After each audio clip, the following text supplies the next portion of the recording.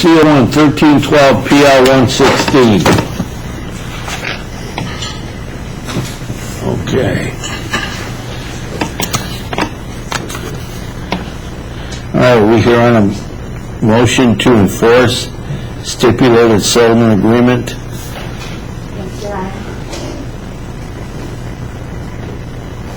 Well, first of all, back in April, do we have a stipulated settlement agreement? Okay. A stipulated settlement agreement regarding the sale of Mr. Peterson's share of the bar to the plaintiff, Deborah Workman. Right. Two items in there that were stipulated, both on the record and in the agreement, were that there would be a appraisal of the property. It's Fair Bar in Hammond by Wisnowski, and there would be a business valuation for the fair market value of the property. And that was to be done by Edwin Niskelvin, and he's from Meridian Valuations in Indianapolis. Okay. By about mid-May, another stipulation is that in the interim, while these appraisals and the assessing the fair market value of business was being computed, that Mrs. Workman, she was going to pay $600 a month to the defendant, which was about what he was making in the bar, and then $325, which was half of the rental property in the back of the bar. Those payments have been made to date.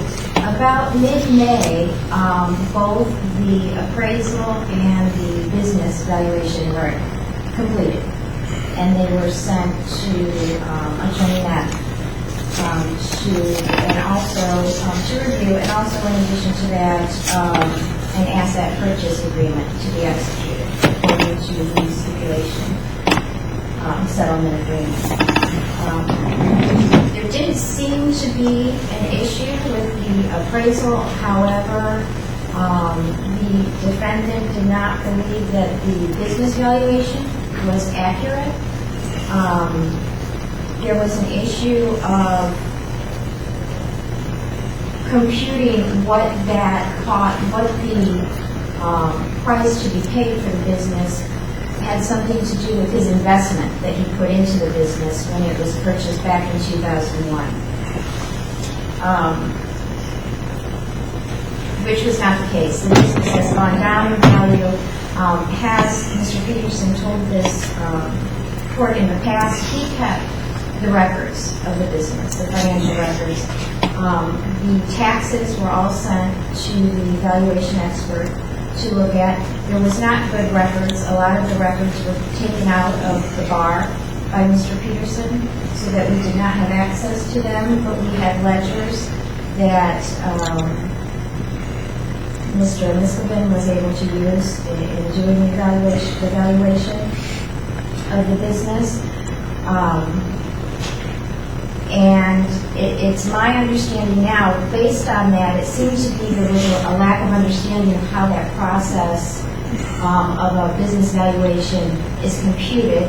So after getting the valuation, I also encouraged Attorney Knapp to get in contact with Mr. Niskelvin to ask him any questions that he might have. There was a contention that the liquor license was in fact not computed in the value of the business. However, how a valuation is computed is it takes into account several factors from the business to come up with a fair market value, so that a seller who is selling the property or a purchaser who's buying it is buying it under terms of how much was the appraisal? The appraisal for the actual building by Wisnowski was $62,000. The business valuation opinion was $17,000. The other issue there was an issue of inventory in which there's no cash flow in this there's not a high cash flow. And if you look back, these are coming from tax records and balance sheets coming from the accountant. So this is how it was reported by Mr. Peterson. Where's this bar at, Hammond? It's in Hammond. It's also in front of a area that's under a whole lot of construction right now. But the valuation was looked at 5 years of the business. 5 years it went back through the tax assessed. Where in Hammond is it exactly? It's 169th Street. In what? Columbia Boulevard. It's right across the street from the Zell's Roast Beef over here on the intersection. Okay. It's on 169th Street. All right.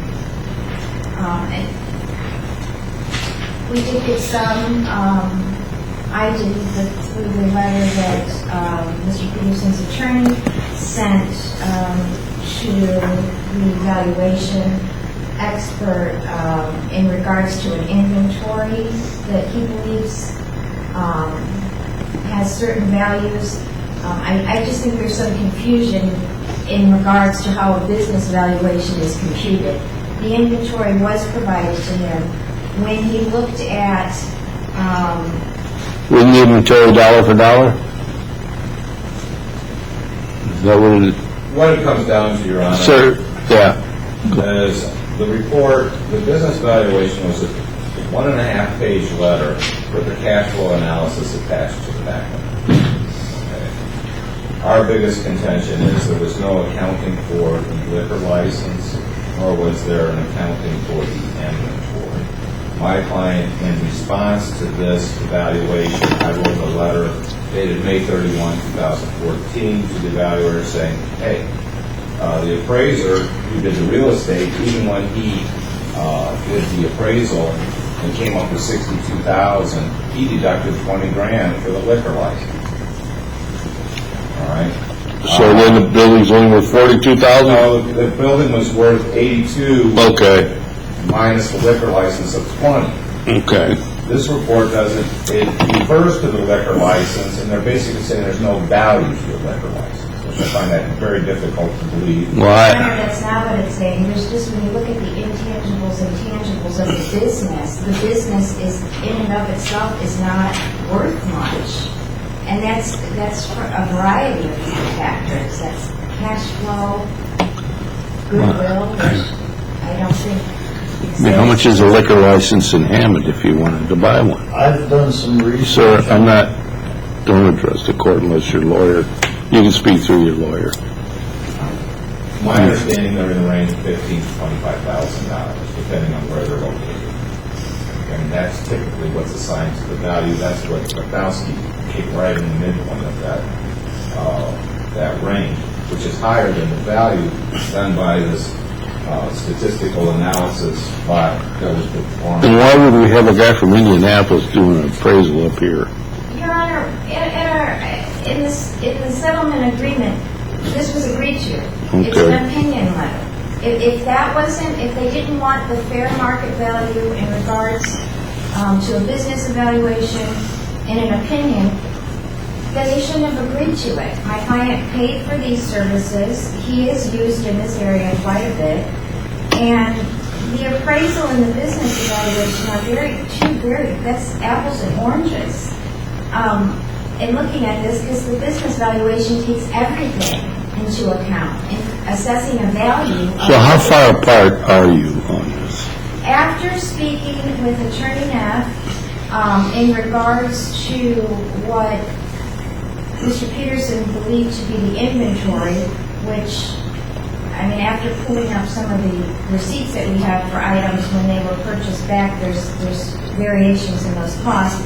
He said he would bring it up to, I believe it's $22,000. So you're $22,000 apart? No, not apart. That's what he would bring it to. From everything that I know from Mr. Peterson's belief in what he should receive, and this is primarily from his posting this bar for sale on social media outlets, he would like to get $75,000 for it because that is his investment in the business that he believes. And he made in how much are we offering total for it? Well, with the 62,000 and the 17,000, we'd be looking at, if it came to 39,500 would be his share, that she would buy him out. With the addition of the 5,000. So you're saying 75,000 is what he wants the net So he total? want half of 75,000. Half of 75,000? He wanted the whole 75,000 the way he was presenting it. Is that correct, Mr. Neff? No. I think where we're at is this. $79,000 is what the business evaluation came in with the real estate appraisal. Okay. We were saying that basically that business evaluation was based off cash flow and trying to factor in other things statistically.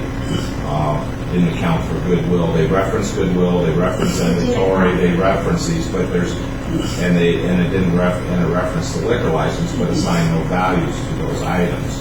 It's a composite of the cash flow analysis, basically. They never came up to the bar, never looked at the bar, never did anything along those lines. My client would testify that, like the office furniture and things like this in there, he discounted more than 50%.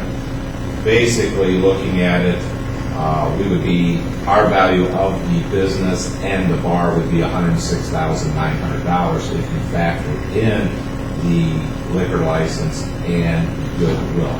So half of that would be $53,450. And what's the half that you offered? 37,000? Did I hear you? 39,500, and after receiving So you're approximately 12,000 apart. 2,000 more, I think maybe would bring that up to like 42,000.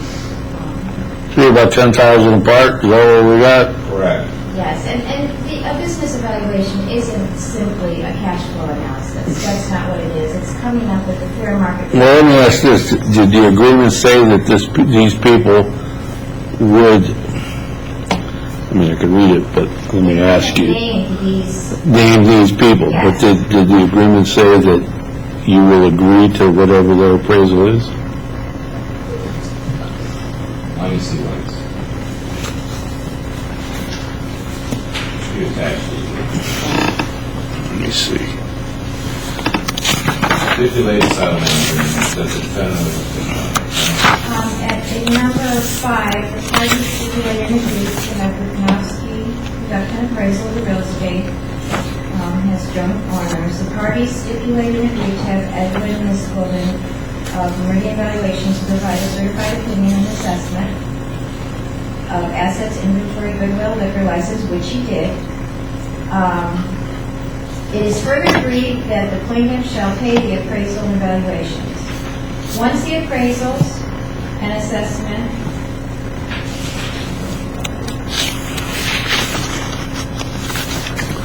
has joint owners shall be entitled to purchase the defendant's counterclaimant's one-half interest in the same way by contracting. I mean, this agreement is clearly in consideration. The consideration my client agreed to pay for the appraisal and the business evaluation. To bring in consideration of this agreement, she's also, Mr. Peterson in the book wrote they were close to $5,000 behind the tax bills that she had to catch that up on. I mean, clearly, that was the intent of this agreement, to have the appraisal, the business evaluation, and then to move forward with the asset purchase agreement. Well, I would be glad to present the business appraisal or evaluation that we received.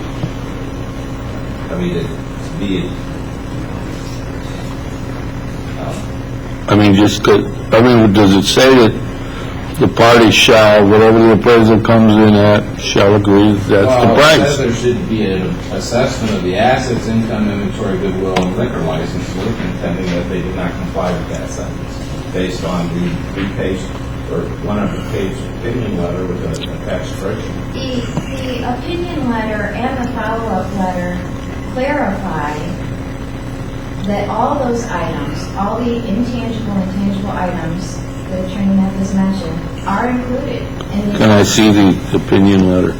Yes. I mean, don't we know what the value of a liquor license in Hammond is? Well, that's what I find confusing. The last two paragraphs, it says based on the cash flow analysis, it's like 16,000 to 17,000. And the next paragraph says the fair value is 17,000. And there's an asterisk with the value of the liquor license at the bottom footnote saying it was worth, they found it worth 15,000. So basically they're saying that the whole bar, all the assets, the inventory and everything is worth $2,000. If you deduct the liquor license. Can I also approach and provide the letter from the evaluation explaining this? He never responded to me. I sent him a letter May 31st, 2014. A letter. I never received it.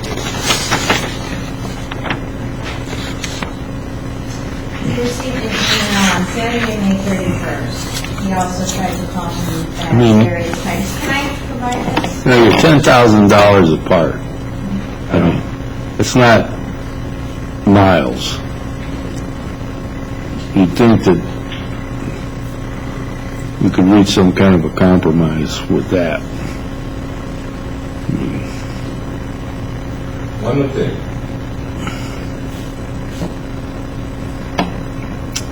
Well, I think, you know, the value Well, they don't agree with the value. coming up with is... I mean, if you want to have a hearing on it and present the case, I mean, it appears you agreed to an appraisal. Now, I don't see any language that says that the parties have to accept that appraisal. They agreed to have the business appraised. I mean, you're $10,000 apart. Here, Mr. Neff, you can have this back. We can have a hearing, or Did you read an evaluation. the Can you give us like 15? Sure. How long you going to... Yeah, I'm here. I'm not going anywhere. I'm here.